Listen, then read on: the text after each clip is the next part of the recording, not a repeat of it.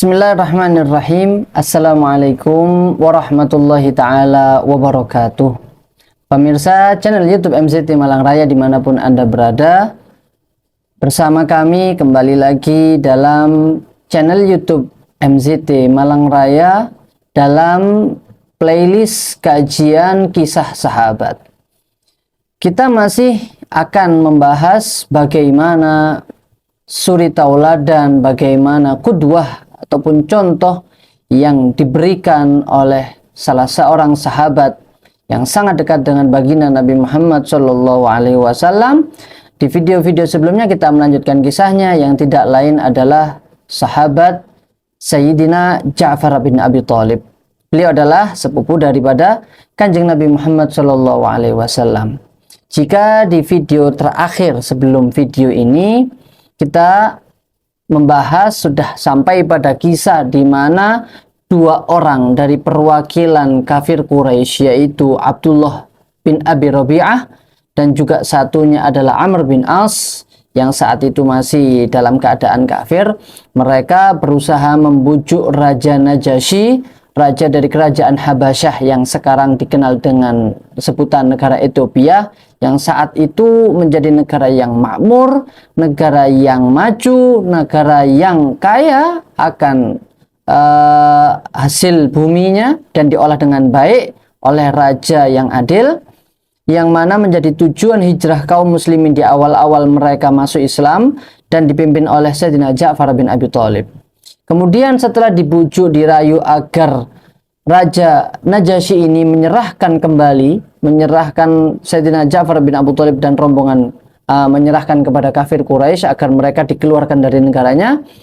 Mendengar jawaban dan penjelasan tentang agama Islam dari lesan Sayyidina Ja'far bin Abi Thalib, kemudian Raja Najasyi menolak permintaan dua orang ini dan juga menjamin keamanan para kaum muslimin yang hijrah di kota Habasyah ini, di negeri Habasyah ini. Lantas tidak berhenti di situ. Usaha yang dilakukan kafir Quraisy ini, Abdullah bin Abi Rabi'ah dan juga Amr bin As saat itu, yang mana bahkan Amr bin As ini mengatakan bahwasanya kita harus melakukan segala macam cara agar Raja Habasyah, Raja Najasyi ini mau mengembalikan orang sekelompok budak-budak bodoh itu. Kaum muslimin disebut dengan budak-budak bodoh itu. Agar Raja Habasyah mau kembali mengembalikan kaum muslimin ini kepada kita. Ataupun bahkan jikalau tidak mungkin, aku tidak peduli apapun yang terjadi, meskipun mereka harus dibunuh dan mereka dihabisi, dan kita harus mempersiapkan strategi ataupun bahkan kita harus memfitnah mereka. Lantas salah satu dari mereka, Abdullah bin Abi Rabi'ah ini berkata, menjawab ucapan Amr bin As ini, janganlah kita keterlaluan, mereka masih memiliki sanak famili, ikatan saudara dengan kita. Jikalau mereka sampai dibunuh, dihabisi, bahkan tidak tersisa di antara mereka satupun, maka kita pun juga akan merasa sedih. Jawab dari Amr bin As, aku tidak peduli, yang terpenting mereka jikalau tidak bisa kembali bersama kita ke kota Mekah, mereka harus habis dan binasa di sini. Mendengar percakapan itu, kaum muslimin pun bersiap-siap bagaimana apa yang akan dilakukan oleh dua orang ini.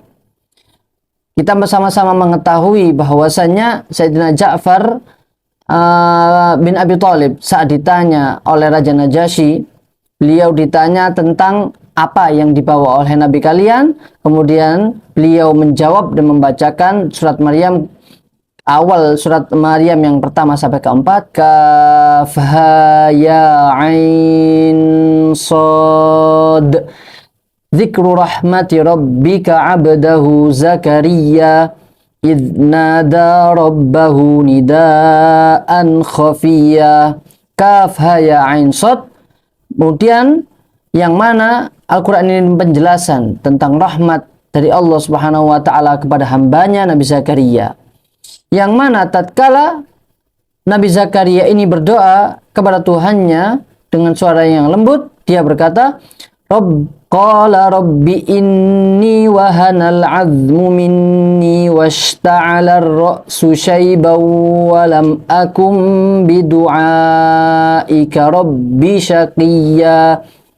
Ya Tuhanku, sesungguhnya tulang-tulangku ini telah lemah dan kepalaku telah ditumbuhi uban, ucap daripada Nabi Zakaria, dan aku belum pernah kecewa dalam berdoa kepada Engkau. Ini yang diajarkan oleh Nabi Zakaria. Kita jangan sampai putus asa ketika kita meminta kepada Allah Subhanahu wa taala. Kemudian mendengar ayat tersebut, Raja Najasyi menangis sejadi-jadinya dan juga para pemuka agama yang ada di sekitar beliau. Mendengar dan melihat hal ini, usaha yang dilakukan oleh Amr bin As yaitu adalah kembali menemui Raja Najasyi, dan dia punya kata-kata ucapan yang mungkin tidak akan bisa dijawab oleh kaum muslimin, yang mana saat itu dipimpin oleh Sayyidina Ja'far bin Abi Thalib. Keesokan harinya, Amr bin As kembali menghadap kepada Raja Najasyi dan dia berkata, "Ayyuhal Malik, inna haula'il ladzina awaitahum wa hamaitahum yaquluna fi Isa bin Maryam qawlan 'azima." Wahai Raja Habasyi, Raja Najasyi yang mulia, sesungguhnya mereka itu orang-orang yang kau lindungi, kaum muslimin yang mereka mengaku orang-orang Islam dan mereka bertempat tinggal berlindung dalam kekuasaanmu, mereka membuat ucapan dusta. Mereka memiliki pendapat yang mana hal tersebut berkaitan dengan Isa bin Maryam. Mereka yang mana Nabi Isa adalah nabimu atau bahkan yang dijadikan oleh Tuhan oleh mereka. Maka farsil ilaihim wasalhum amma yaquluna fi. Maka tanyakanlah kepada mereka, panggillah mereka apa yang mereka katakan tentang Nabi Isa. Mendengar pertanyaan tersebut, kaum muslimin khawatir dan merasa takut karena orang-orang Nasara mereka menuhankan Nabi Isa, sedangkan kaum muslimin, ajaran baginda Nabi Muhammad SAW, Nabi Isa adalah seorang nabi, seorang hamba. Kemudian kembali lagi Sayyidina Ja'far bin Abi Thalib maju di garda terdepan, bersiap melafatkan, mengucapkan apa yang sesuai dengan diajarkan oleh baginda Nabi Muhammad SAW. Kemudian sebelum itu kaum muslimin bermusyawarah, berunding apa yang harus kita katakan ketika kita ditanya oleh Raja Najasyi. Maka Ja'far bin Abi Thalib berkata kepada mereka, jangan kalian khawatir, tidak perlu khawatir. Kita akan menghadapi apa yang harus kita hadapi dan semuanya sesuai dengan ketentuan Allah Subhanahu wa taala. Kemudian setelah semua kaum muslimin ini dipanggil menghadap Raja Najasyi dan ditanya, apa yang kalian katakan? Apa yang kalian katakan? Madza taquluna fi Isa bin Maryam? Pendapat kalian, bagaimana menurut kalian Isa bin Maryam? Isa putra Maryam. Kemudian Sayyidina Ja'far bin Abi Thalib dengan tegas maju di hadapan para pemuka agama dan di hadapan Raja Najasyi. Innama naqulu fihi ma ja'ana bima ja'a bihi nabiyuna sallallahu alaihi wasallam. Kami mengucapkan tentang Isa bin Maryam, putra Maryam, sesuai dengan apa yang kami dengar dan yang kami dapatkan dari nabi kami baginda Rasulullah sallallahu alaihi wasallam. Kemudian wamal ladzi yaqulu fihi, Raja Najasyi berkata apa yang dia katakan? Fajaba Ja'far yaqul anhu innahu abdullahi wa rasuluh wa ruhuhu wa kalimatuhu allati alqaha ila Maryam al-'adhra'il batul. Ja'far bin Abi Thalib menjawab bahwasanya Nabi Isa adalah hamba Allah dan dia adalah utusan Allah Subhanahu wa taala dan ruhnya yang ditiupkan oleh Allah Subhanahu wa taala di dalam rahim Sayyidatuna Maryam, seorang wanita suci, wanita perawan yang tidak pernah berbuat keji. Mendengar kalimat tersebut, jawaban dari Ja'far bin Abi Thalib, Raja Najasyi memukulkan, menghentakkan tongkatnya ke atas tanah. Kemudian dia berkata, wallahi, demi Allah, ma kharaja Isa bin Maryam amma ja'a bihi nabiyukum miqdar sya'rah. Apa yang kalian katakan, apa yang disampaikan oleh nabi kalian itu sama persis dan tidak keluar seujung rambut pun dari apa yang ada pada ajaran kami. Mendengar jawaban Raja Najasyi, para pemuka agama, pendeta-pendeta di sekitar beliau menghela nafas. menarik nafas dalam-dalam, seakan-akan tidak setuju dengan ucapan Raja Najasyi. Melihat tersebut respon dari para pemuka agamanya, Raja Najasyi menjawab, wa inna khartum, meskipun kalian tidak peduli wahai pemuka agama, tapi inilah memang yang nyata dan yang tertulis dalam Injil yang diturunkan oleh Tuhan Allah. Sumaltafata, dan beliau menoleh, Raja Habasyah menoleh kepada kaum muslimin, idhabu fa antum aminun, pergilah kalian maka kalian aman, tidak ada yang bisa menyakiti dan mengganggu kalian ataupun bahkan mengeluarkan kalian dari kerajaanku. Man sabbakum gharim, barang siapa jikalau ada yang mencaci kalian wahai kaum muslim, maka dia akan dikenai denda. Wa man ta'arada ala wala man ta'arada lakum uqib, dan barang siapa yang menyakiti kalian maka dia akan dihukum. Jaminan dari Raja Najasyi. Wa wallahi ma uhibbu ayyakuna li jabalun min dhahab wa an yusaba ahadun minkum bisu. Demi Allah, sejak saat ini meskipun seseorang memberiku satu gunung emas, maka ini tidaklah berharga bagiku di hadapan kalian wahai kaum muslim. Kemudian Raja Najasyi menoleh kepada Amr bin As dan Abdullah bin Abi Rabi'ah, kembalikan hadiah ini kepada mereka. Hadiah yang dibawa dari kota Makkah, dari Hijaz, kembalikan. Ruddu ala hadaini rajulaini hadayahuma fala hajata maka aku tidak butuh hadiah dari mereka. Maka Sayyidah Ummu Salamah, perawi dari kisah ini, mengatakan Amr bin As dan sahabatnya ini, satunya ini Abdullah bin Abi Rabi'ah, mereka kembali dan merasa marah, kemudian juga merasa lelah, dan mereka sangat dongkol marah dengan apa yang terjadi di hadapan keduanya. Adapun kami, kata Sayyidah Ummu Salamah, maka kami sejak saat itu tinggal di negeri Habasyah dengan rasa aman, dengan rasa tentram dan nyaman, sehingga mereka pun bisa beribadah dengan nikmat, beribadah kepada Allah Subhanahu wa taala dengan tenang. Sehingga mereka pun menghabiskan kurang lebih 10 tahun di negeri Habasyah. Sampai hingga akhirnya memasuki tahun 7 Hijriah, rombongan yang hijrah dari kota Makkah menuju Habasyi, mereka kembali menuju negeri Hijaz, yang mana Rasulullah saat itu sudah hijrah ke kota Madinah. Sehingga Sayyidina Ja'far bin Abi Thalib pun juga ikut kembali ataupun menuju Rasulullah SAW, berkumpul di kota Yathrib ataupun kota Madinah. Maka tatkala rombongan Ja'far bin Abi Thalib ini sampai di kota Madinah, saat itu pula berbarengan dengan Rasulullah SAW bersama rombongan yang baru datang dari peperangan Khaybar dan telah membebaskan tanah Khaybar yang ataupun yang dahulunya dikuasai oleh Yahudi Khaybar yang berada kota di dekat kota Madinah.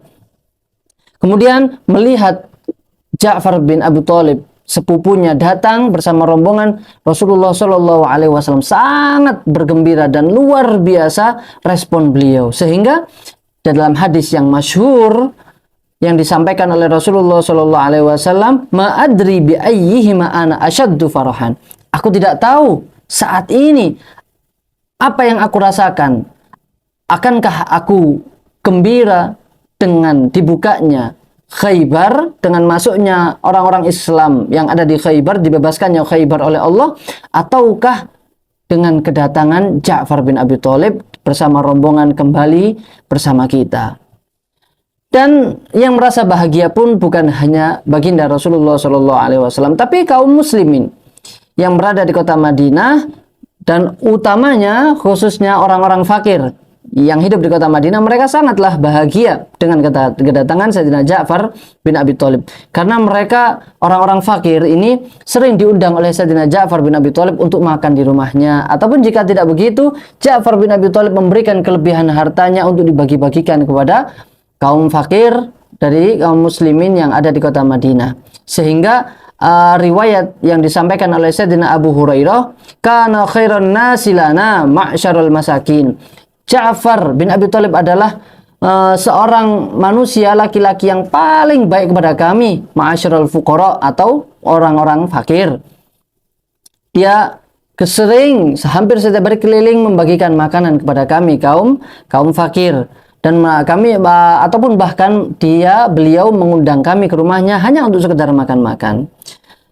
Dan itulah kisah perjuangan daripada Sayyidina Ja'far bin Abi Thalib atas hijrahnya meninggalkan kota Mekah, kota kelahirannya, di mana beliau tumbuh bersama keluarganya, meninggalkan keluarganya, meninggalkan hartanya, meninggalkan kenikmatan hidup di tanah airnya jauh ribuan kilometer menuju negeri Afrika, benua Afrika, hanya untuk semata-mata karena Allah Subhanahu wa taala. Namun setelah semuanya dilakukan karena Allah Subhanahu wa taala, maka Allah tidak akan membiarkan hambanya begitu saja.